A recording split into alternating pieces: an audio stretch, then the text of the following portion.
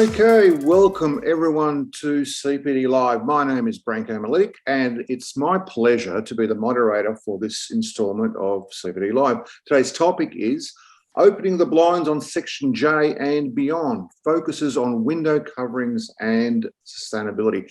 Before we start, in the spirit of reconciliation, InDesign Media acknowledges the traditional custodians of country throughout Australia and their connections to land, sea and community. We pay our respects to their elders past and present and extend that respect to all Aboriginal and Torres Strait Islander peoples today.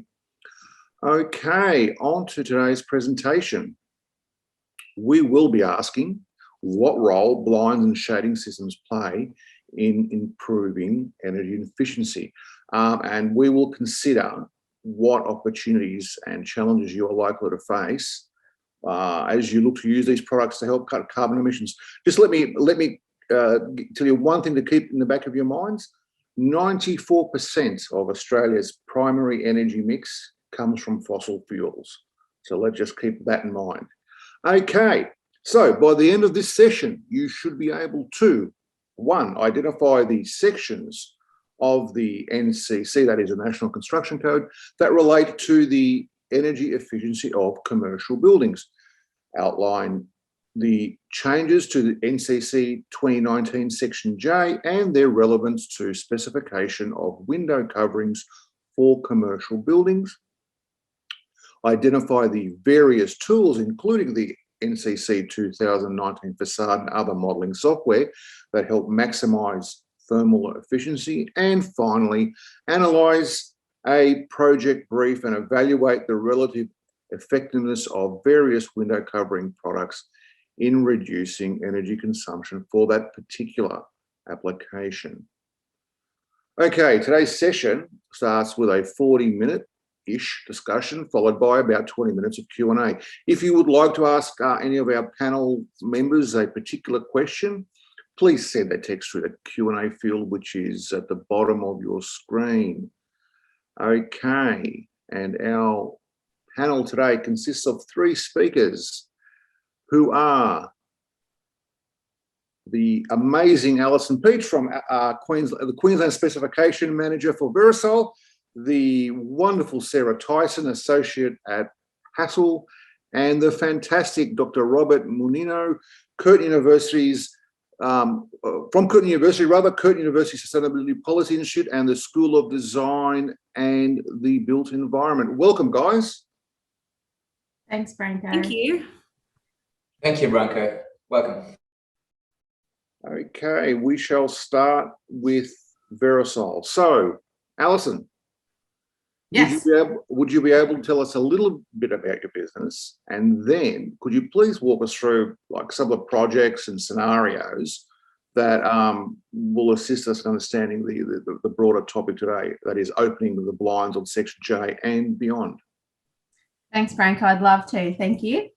So Verosol is a globally established window blind supplier to the A&D market, and we have been in this space for 50 plus years.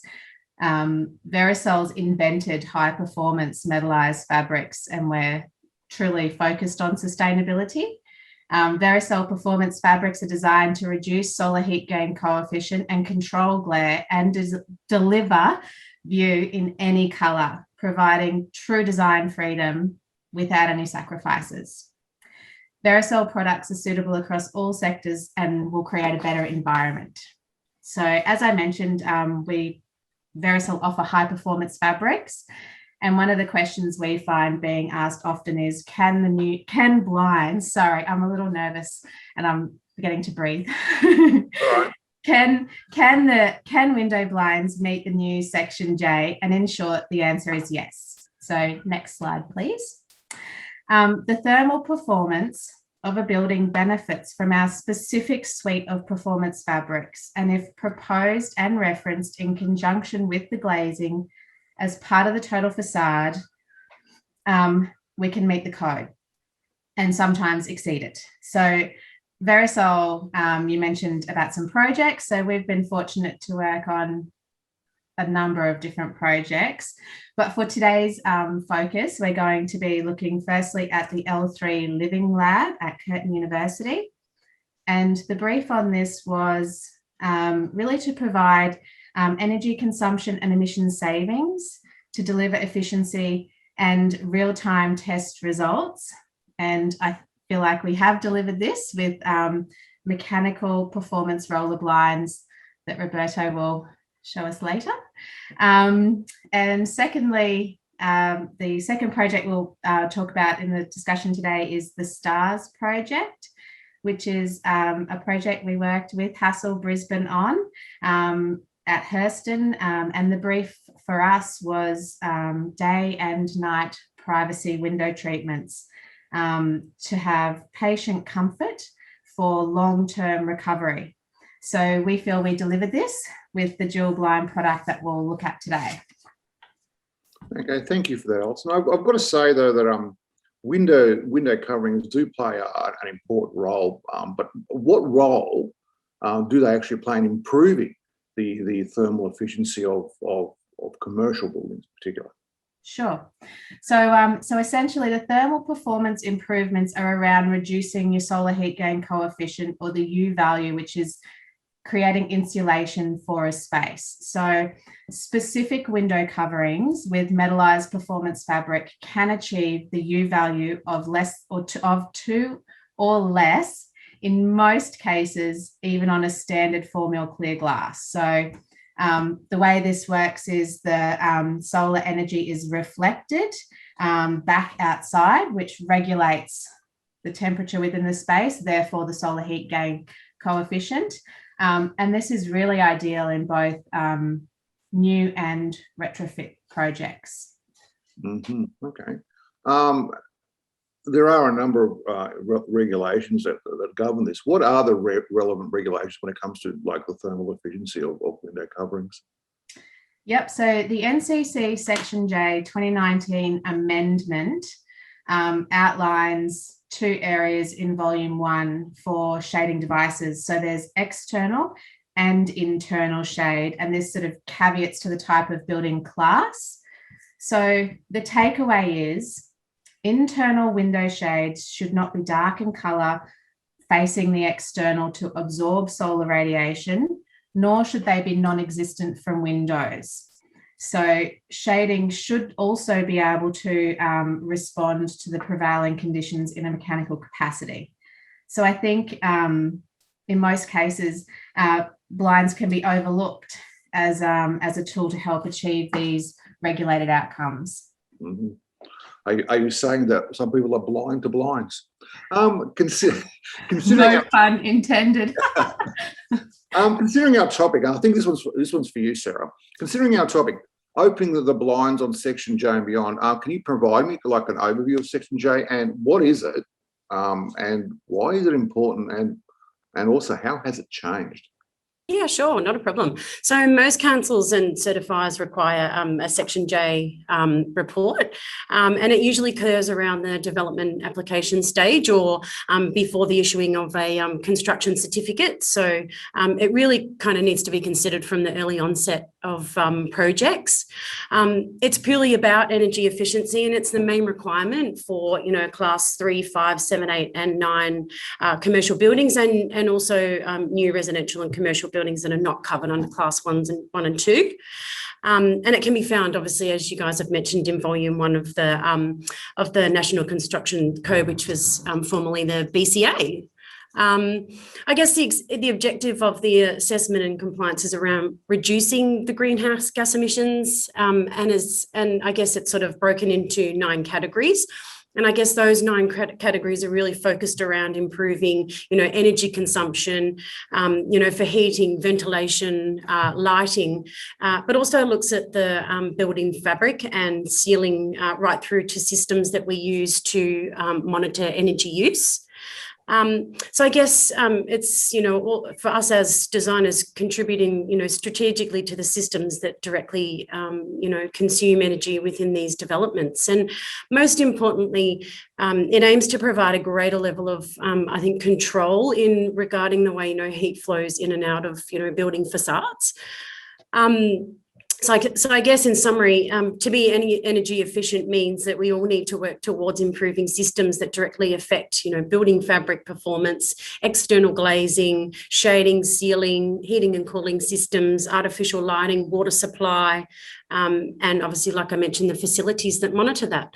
And it really sort of goes back around, sort of when the government sort of worked through all the global warming issues back, I think it was almost like 20 years ago now. And it was really around aligning the states and territory with, a simplified approach. And I guess it's a mandatory minimum energy performance, which really just sets out, best practice initiatives. So through the importance of this, various national frameworks and the ABCB developed, this performance, and it's now found under Part J of the NCC. And as mentioned, it applies to the commercial and residential buildings. So that's just a broad overview. It was a while ago. Was it Rio? I believe was the first multinational meeting we had. So that was quite some time ago. Yes. In terms of changes, Alison, maybe you could expand on the changes. Yeah, sure. So for us, specifically as a window covering, the change for us really happened with Section J around the windows and walling being included and calculated together as a total facade. So the more glass, the higher the performance generally. But essentially, we need to achieve a U value of 2 or less in most geographical locations that sort of Sarah touched on earlier, for the window and wall as a total facade. So the window blinds can be a part of that in that performance area. Okay. So how can specifiers ensure they meet the requirements of Section J, particularly in terms of what's known as or so-called deemed to satisfy and performance solutions? I think this is for you, Sarah. So I guess the DTS, the deemed to satisfy provisions, is it's a baseline.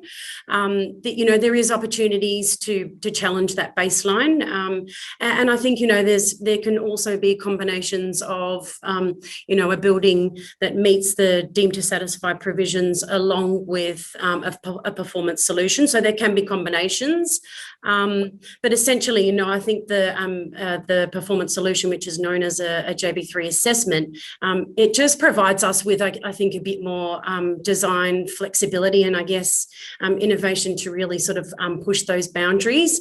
But I think also as well too, I think in instances where there is refurbishments and limited opportunity to sort of meet the deemed to satisfy provisioning, it just gives us as designers that little bit more flexibility to be able to meet the requirements.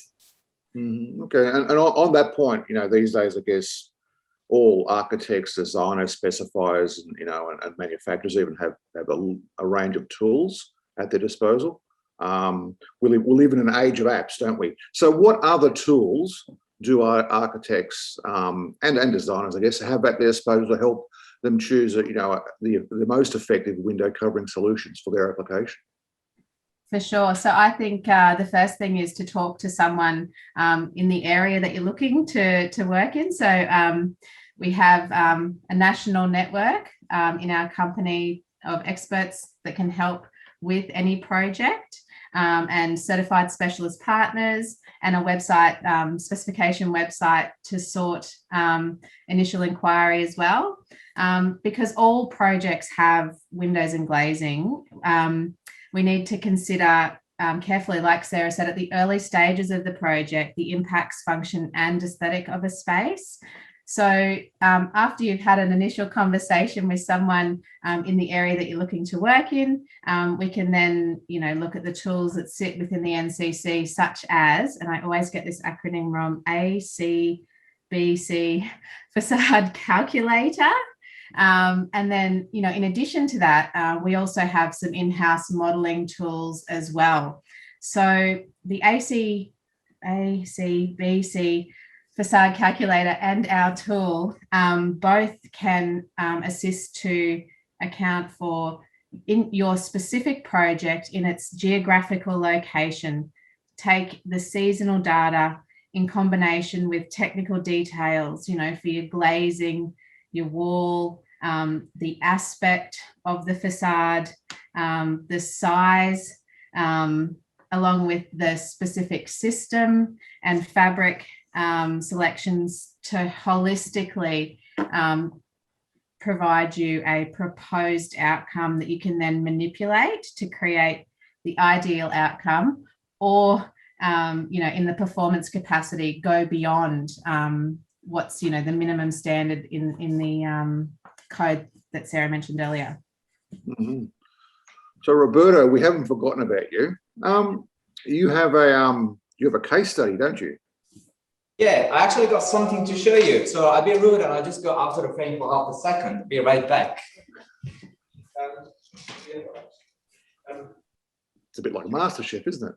So what we have here, this is called the Legacy Living Lab, and it's a case study that is the outcome of 3-year PhDs, mine and my colleagues. And we got actually my supervisor and 9 people walking upstairs just for a tour. What I can show you here, though, is our partnership with Verosol and what it delivered. So we got automatic blinds. I don't know how much you can see. I think you can see quite a lot, actually. So these blinds. Quite glary in there, Roberto. It was pretty glary, but because it's a beautiful day today, and of course Perth is pretty sunny. Sorry for those that are not so lucky today. So the blinds that we installed here are just an example. Of course, they are Verosol products, and it's just an example of what we can do in partnership between the research, so Curtin Uni, and industries like Verosol, and how architects can create, help their customers to introduce these new amazing technologies to their buildings.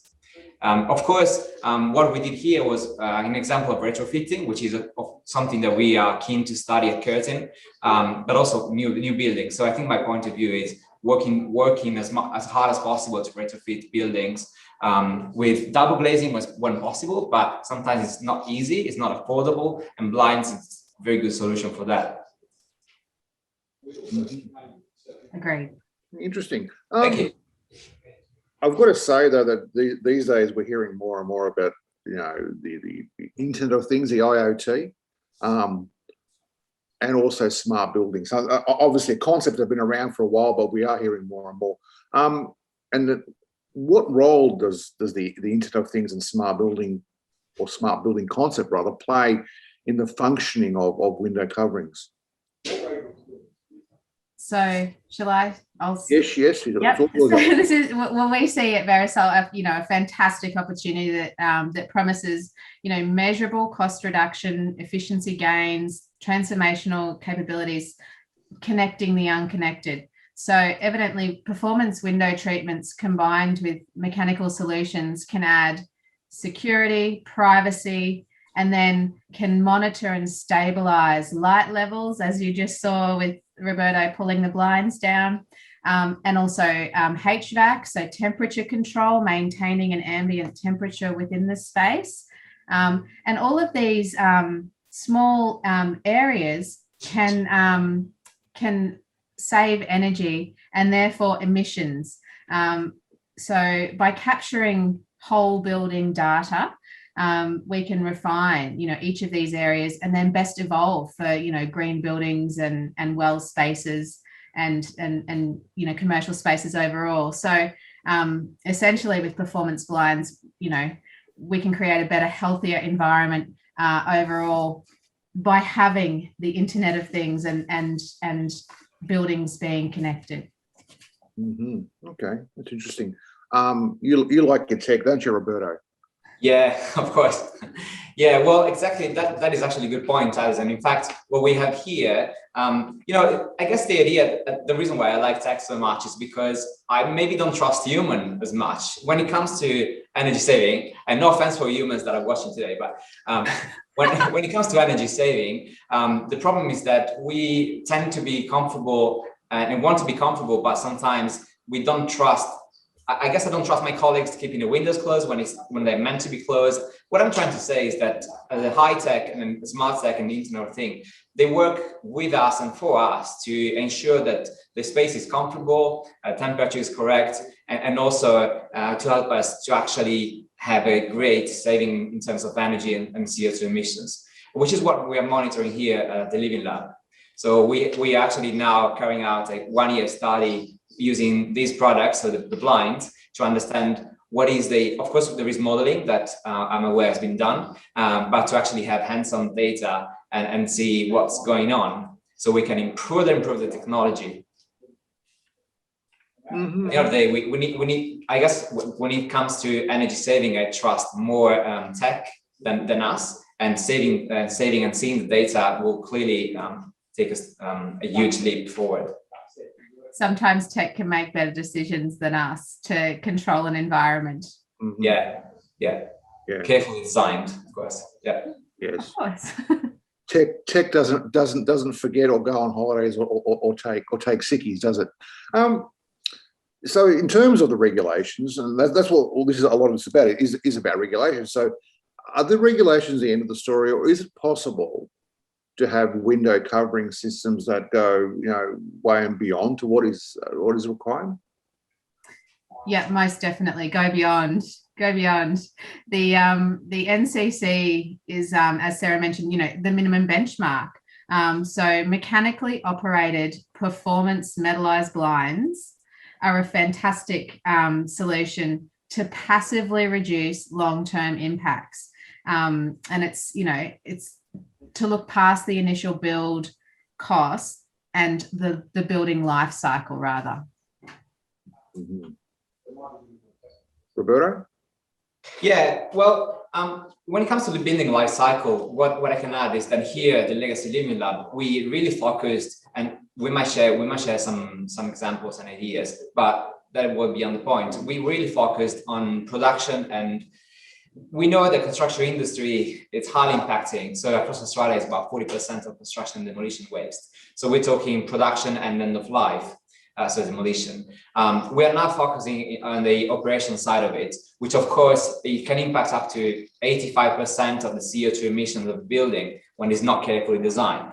And sadly enough, all buildings aren't when carefully designed and even less carefully built, at least in WA.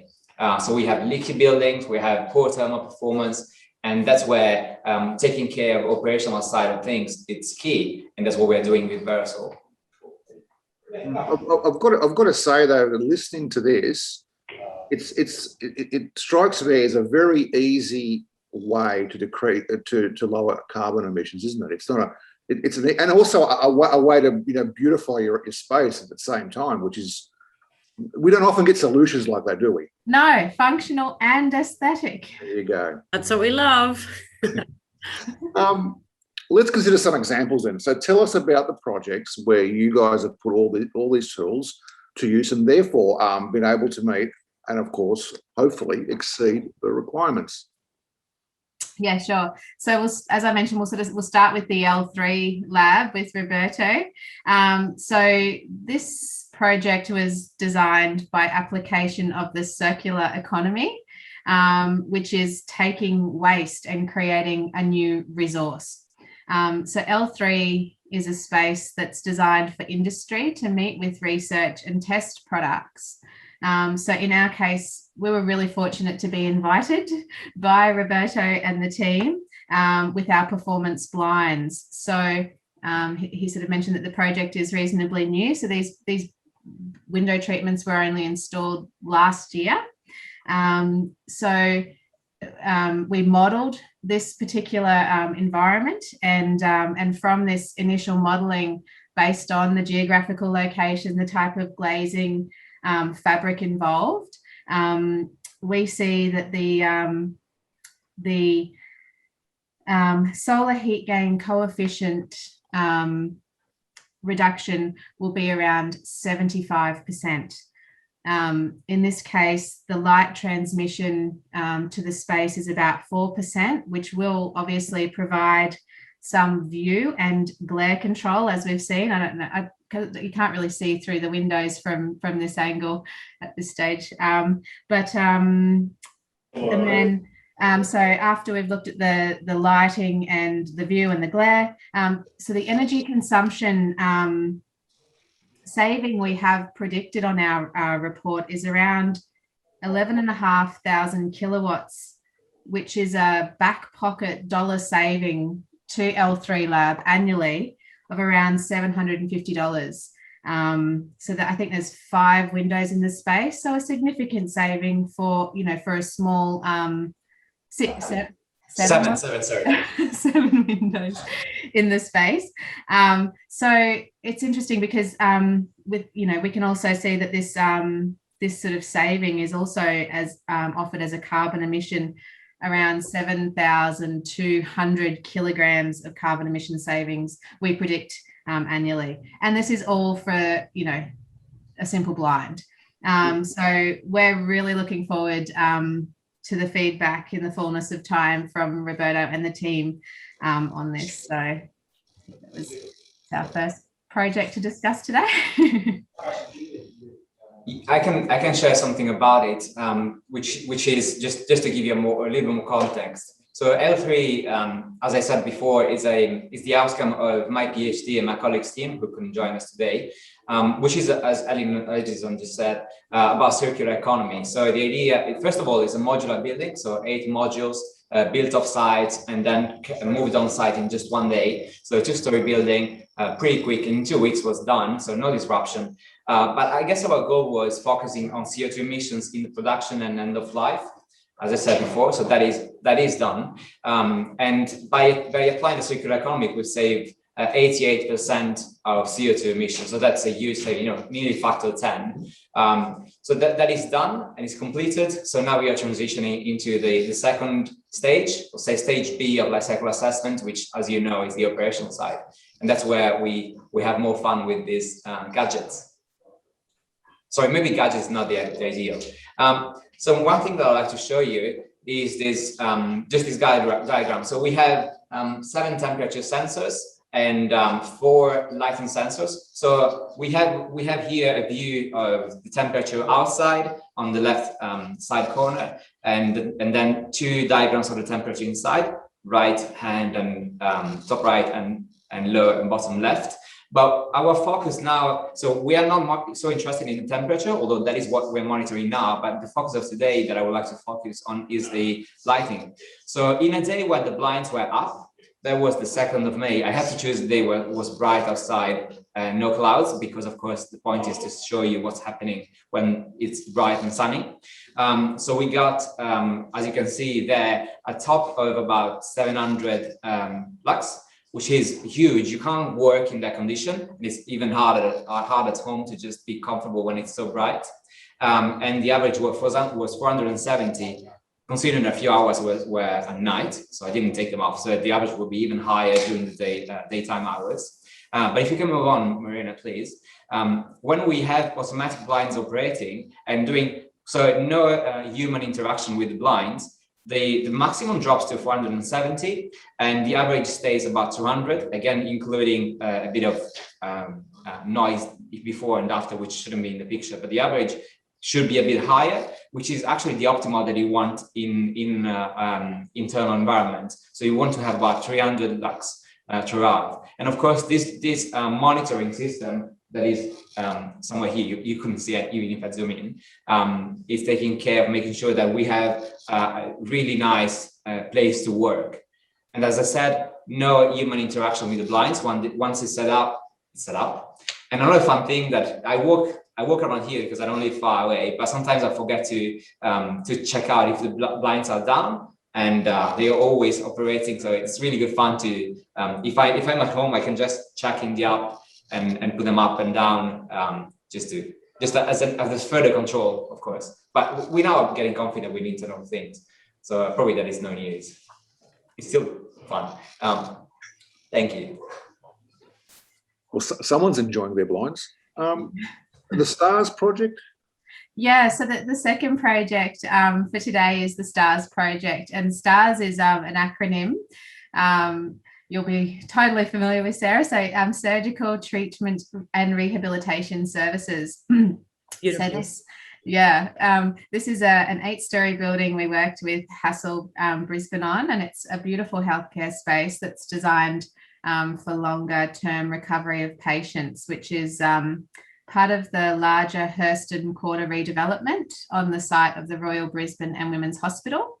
So the client, which Metro North Health, required a dual system that allowed for day and nighttime privacy. So with this project, a performance fabric was used as the day privacy layer, which was placed closest to the high performance glazing. And then we added a blockout top layer. So with this project, it's a manual capacity, so it's not a motorized capacity. But even so, the performance fabric allows 3% of natural light to filter through the fenestration, which allows patients, obviously, the enjoyment of views whilst controlling the glare. And then we modelled savings of approximately 270 megawatts, which is around $22,000 every year that the client could save because the solar heat gain coefficient is reduced to the space. So we predict that this will give a whopping 170,000 kilograms of emission savings every year for the life of the project. So we're really proud to have been a part of this project with Hassel and to have delivered it in a pandemic with all that ensued. So I think the other sort of side note, sort of following on from, the natural light that we're achieving with the blinds and so on, it's interesting that the healthcare literature supports patient recovery times are reduced when natural light's enjoyed and the view and that connection to the outdoors. So we're really confident that this will be the result, and we'll be looking for further results on this. But we're really confident around this, and we trust that Hassel and the clients will be too. So that's a pretty good proposition from a client's perspective, isn't it? I mean, like the quantum of savings over long term is like just phenomenal. But I think when it comes to healthcare design and even facilities like that, it's a challenge for us because they typically consume more energy. But we the design team here at Hassel, we work closely with our consultant team. And then obviously our suppliers like Verosol, because I think and as Alison touched on, it's all about maximising views to the outside for all sorts of various reasons. But I guess it's that helps play a vital role in achieving both with the use of blinds, achieving that compliance with Section J and obviously patient wellbeing, which I think is fantastic. Yeah, you're right, Sarah. Those are some pretty impressive figures. I mean, I've got to say, it must be a pretty good selling point. But yeah, both Alison and Sarah mentioned some serious numbers. So let's look at the bigger picture. I mean, how will do you think the construction industry, which depending on whose numbers you use, I think contributes to about 25%, I believe, to emissions, I believe, all up. How well do you think the industry, when I say construction, I mean building and the whole lot, has embraced the need to cut emissions? And are we on the right track? And is there actually room for improvement? Yeah. Yep. So look, I think there's always room for improvement. I think I'm in awe on a daily basis of what architects and designers can and do achieve to work within so many constraints to deliver projects that are workable and layered with cutting, emissions as well. And I think just as a side note that I see this sort of personally as associations like Architects Declare in Australia. There's 1,000+ signatories here alone, and many more overseas. So kudos to the architects and designers for doing the best they can, within this space. I think builders and construction companies like to work on the projects that have the highest ratings and budgets with notable clients.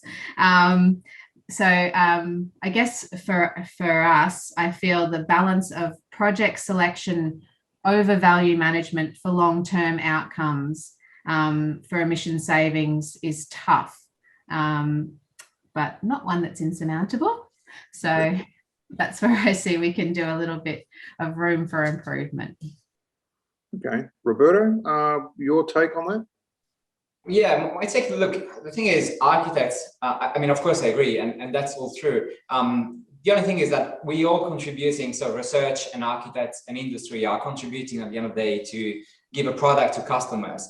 So I guess my take, and I might be a little biased because I work at university, is that also education can help make wiser decisions. So I'm talking about customers. So once they are aware, then I'm sure they will start purchasing and looking into products that can help them saving CO2 emissions, and then lots of money as well.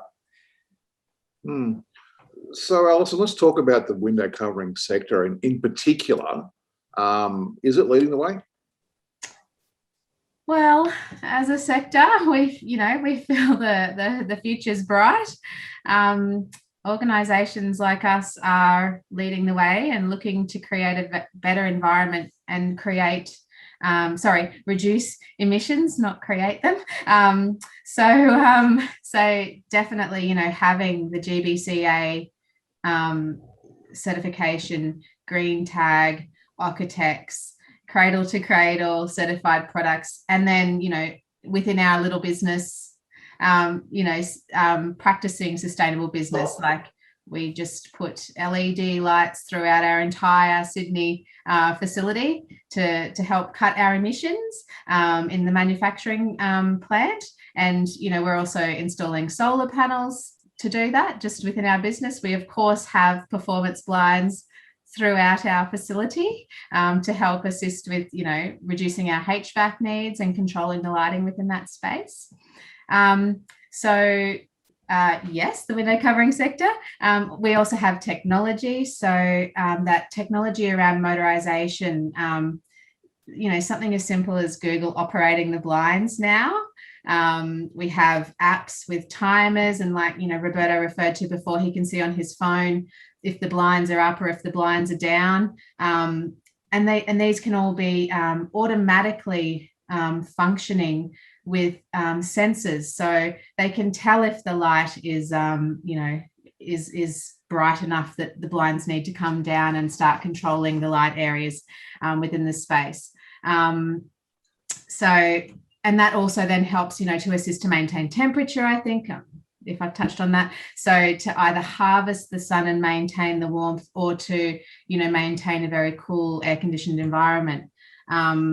So also just with the window covering sector, motorization can also just take away the cords for child safety. So I mean, that small development has gone a long way. There's been sadly corded window products haven't helped. I think finally, for window coverings, our textiles for the windows are the most resilient to UV, and they're the highest performing. They're manufactured, bespoke for each window and supported with a full warranty. And I think where that supports our sector is, taking away that sort of cheap, short-term, single-use plastic type mentality. So, to have a quality product installed that is custom made, that will do the job, that it, provide the function and the form, is, a few ways that I think window coverings or a simple little blind is helping to lead the way for sure. On that point, let's talk about the future. How much better can window covering systems become? I mean, where will we be in 10 or 20 years? I mean, from what I heard, what you said, Alison, that Siri can control our blinds. Is that where we're going? Absolutely. I think that's probably where the most exciting, advancements in 10 to 20 years will be, around, creative, intuitive systems that are more intelligent, like Roberto said, than us, in their application and use in a day-to-day. And this, will have so many benefits, not just for the environment, but also for the cost around these systems. The more we can integrate these type of smart systems, obviously the higher the demand, the lower the cost will eventually be. I think in 10 or 20 years' time, we'll be embracing even more opportunities to recycle materials that we use in our products. I mean, a lot of it is aluminium, and that is a recycled product. And we do have fabrics that are cradle to cradle already, which is quite exciting. But I think in 10 or 20 years' time, my highest aspiration is like, Roberto touched on earlier, the consumer awareness, and just that consumers want to consume the products that are delivering on the function, the aesthetics, and the cost savings, and helping the environment all in one hit. So I think, if we can see an increased commitment around products that actually deliver, that would be amazing for us in 10 or 20 years' time. Yeah, okay. Well, thank you, guys. Thank you, Sarah, Alison, and Roberto. That was actually really interesting. I mean, I really appreciate your time. Thanks for having us. Is there anything else you guys like to add? Or we have 20 minutes to go, so there are a lot of questions that have come through. I've got to say, and please be reminded, if you want to send questions, send them through the Q&A panel rather than the chat panel, because I won't see it otherwise. Yeah, so we have 20 minutes to go. So I would can I throw a question to the panel? Of course. Okay. Because there's one actually that's been actually bugging me, and I think it needs answering. Given that window dressings are non-permanent, or a non-permanent installation, how or why does the NCC allow them to be accounted for in the U-value calculation of the total of the wall window? We've lost him. I think this is in relation to deemed to satisfy versus performance solutions in the NCC. And I would suggest that it doesn't allow them in the deemed to satisfy area. It is in the performance solution only, and we need to be looking at a mechanical solution. And it's in the what's the acronym? ACBC facade calculator that you would create your custom window treatment and see those ratings or values at the end of that result. So I think that's where that question was going. And we've totally lost him. We've totally lost him. Yeah. Well, in the meantime, I can address Moshe's question. I saw my name there, if you don't mind, just to give Branko the time to come back. I'm not entirely sure what you're referring to, Moshe, but what I can add, so your question is what specifically was Roberto's curtain uni solution?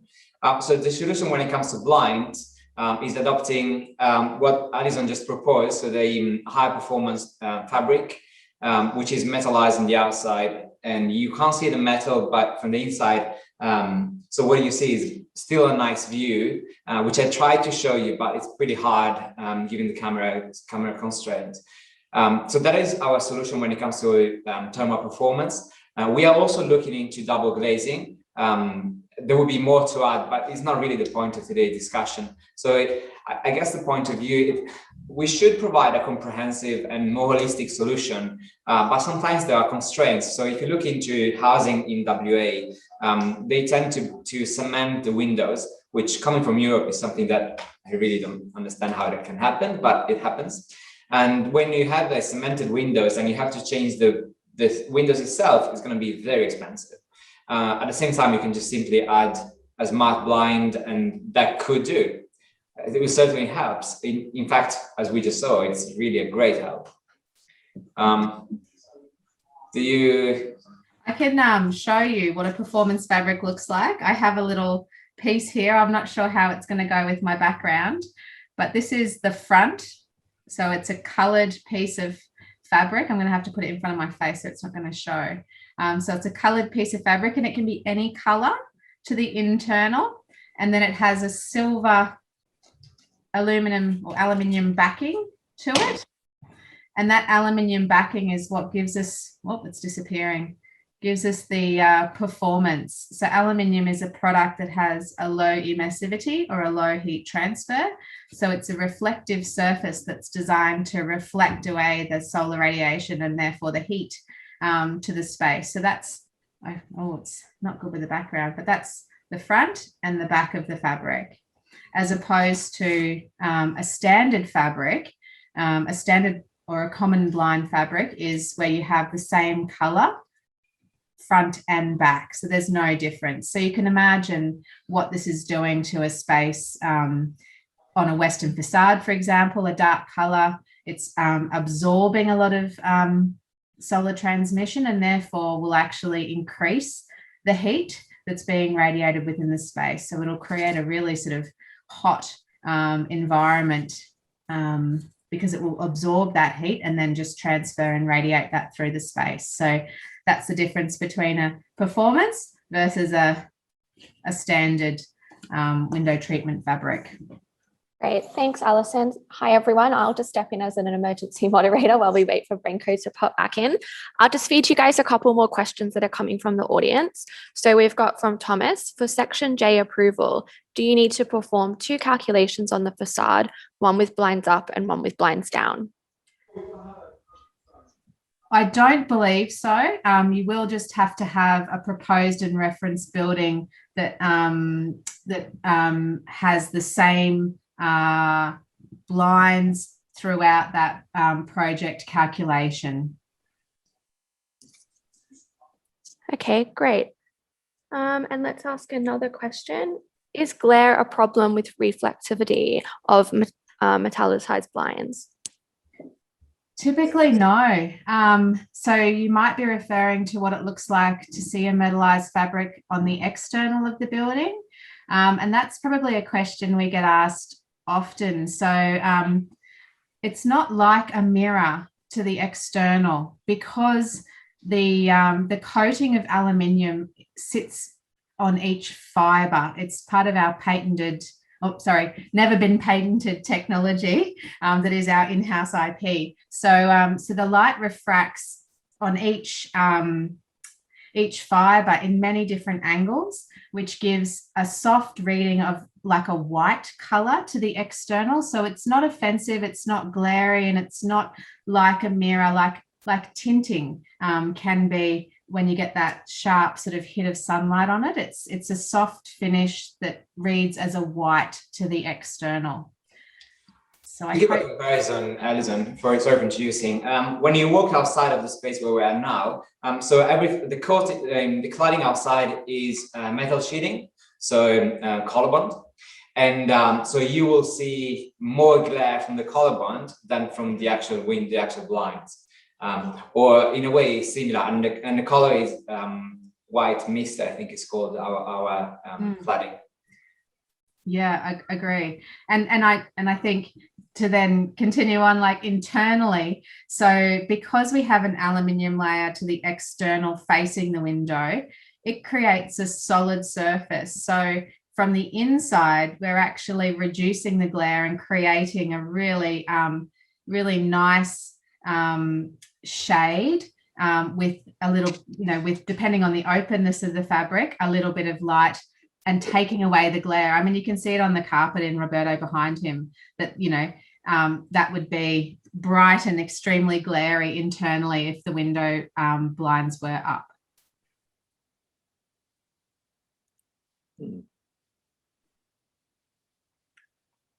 I'm back, by the way. Sorry for disappearing. That was a technical problem, I believe. We love tech.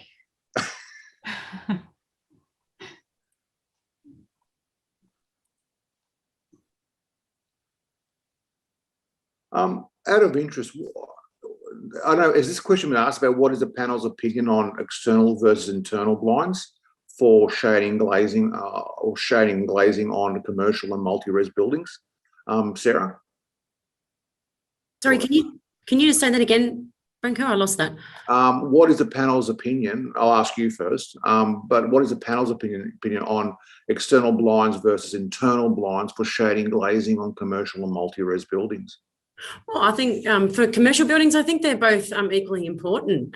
You know, external shading offers many benefits, but so does the internal blinds as well. I mean, typically in commercial instances, you've typically got, you know, I guess built form up against, you know, I'm just trying to think of like, you know, a typical reception floor where you've got meeting rooms, you know, those high performance AV system rooms where, you know, you actually require the use of blinds for different functions. So, and I guess there's obviously many benefits and for external shading as well too. So I think they're both as equally important.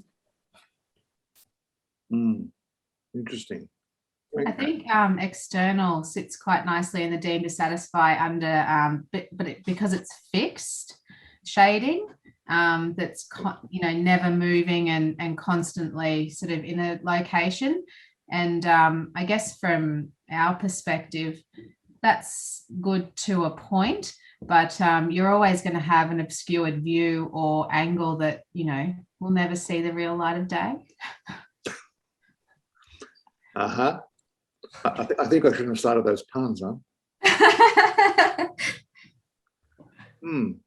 Interesting. Okay, just trying to get up some more questions. I think I've yeah, I've got to say though that where I'm talking from, every time it rains, the internet goes dodgy, which is a very strange.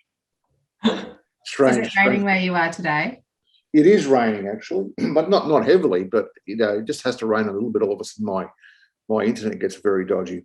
Branko, I think there was a question about what are the blinds made of? Is it recyclable material, and is it made of recycled material? Yes, that's actually a good question. Alison? Yeah, sure. So for a blind fabric that's sitting in the sun and being exposed to UV day in, day out, and to be supported by a 7-year warranty, we do typically have man-made fibres as the composition. So we see a lot of polyester and then modified polyester to create FR solutions for commercial type spaces. We sort of tend to shy away from cottons and linens because we all know they're going to fall apart in the sun in about 2 weeks.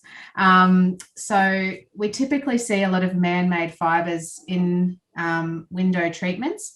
As far as recyclability, we do have a product that is recycled. It's a cradle to cradle product, and it is a licensed Travera product, to not sort of use a brand, but that one is a recycled product, and we do recycle that from a blind into a new blind, and we have been a part of that process here in Australia, even given the tyranny of distance, which is sometimes where we find recyclability a little bit hard for European created products.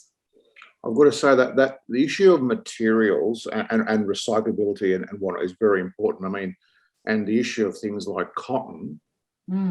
Cotton is a particularly unsustainable product. It is the amount of pesticides or herbicides, whatever you want to call it, that goes into keeping cotton growing is appalling. So I'm actually you know, I'm actually happy to hear that you're not using cotton. Great. There you go. We have about 5 minutes to go. If there are, there's time for one more question, I think. So if anyone has a question, please, as they say, speak now or forever hold your tongue, because we're in 5 minutes we shall be up. I'm gonna give a very quick answer. There's a question from Mark, and I think he's saying, "What do you?" Sorry for introducing. Do you have the same tech problems using the auto blinds? I guess he's referring to the Wi-Fi going out or something like that. And I just want to say no. In fact, the blinds need the Wi-Fi only when you set them up, and then they are free to go. So even if the Wi-Fi is not working, they are still operating. No, and to further help you with that answer, Roberta, you only have that problem at my place. There's also, just to sort of flow on from that, I think around the motorization space, it's really exciting that you now don't necessarily have to have a hardwired solution. It doesn't have to be 240 volt anymore. Batteries are amazing. You know, your smartphone, well, depending on person, you know, can sometimes last, 24 hours without a charge. Well, in the window treatments, we have batteries that are sustainable and do not need charging for up to 1 year of use. Wow. And you're really not going to then be affected if you have battery operated solutions by power outages, because you're still able to operate the blind. It's just running off its own little battery and or solar, dare I say it. Actually, there's a great question here about, actually, this one's directly for you, Alison, from Anonymous. There you go. We're having a lot of issues with external blind materials meeting AS 1535 compliance. Do Verosol have any products that would comply? So there are external blind fabrics that are FR, but it sits under the external cladding part of the NCC now. So around, from my understanding, the bushfire safety aspect that's happened there. So our industry group is currently lobbying to have FR fabrics allowed in an external capacity to buildings, both multi-res and, res in high risk areas and, commercial. But so in part, yes, we do have FR fabrics, but the products themselves are not completely compliant due to the facade, the cladding requirements. So I think the only way that I've heard that this could be alleviated is if there is an external sprinkler system which runs over the product in addition to an FR fabric, but that might need some further investigation. So maybe don't quote me on that. I can see a new product line being released for this summer, Alison. Look, I think our time's pretty much almost up. Alison, Peach, Sarah Tyson, Robert Menino, thank you very much for your time. That was, and your input and your knowledge and your case studies. That was absolutely fantastic. Thank you, guys. Thanks for having us. Thank you. Thank you all. And if you want more, if you have questions, please send them through, and we shall pass them on. So thank you very much for your time. Thank you for attending this CPD live event, rather. Sorry for me dropping out because yes, I don't know why. I mean, but it's raining. That's my excuse. Anyway, our next session will be on water management solutions, future proofing drainage, presented by Everhard. So if you're attending that one, I look forward to seeing and speaking with you again. If not, thank you very much for your time. And until next time, goodbye.